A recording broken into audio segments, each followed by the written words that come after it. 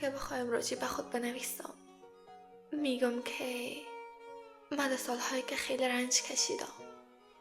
خیلی قصه خوردم، خیلی خودخوری کردم، خیلی بیشتر از ظرفیتم دیدم و تحمل کردم.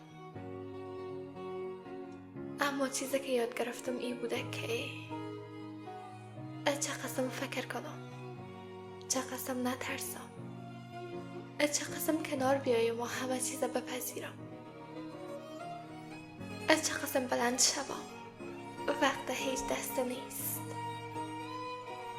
چه قسم ظرفیت و صبرم را بیشتر کنم،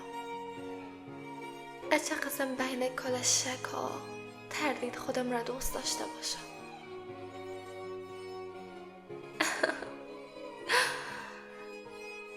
ده این سالا خیلی چیزا رو یاد گرفتم، خیلی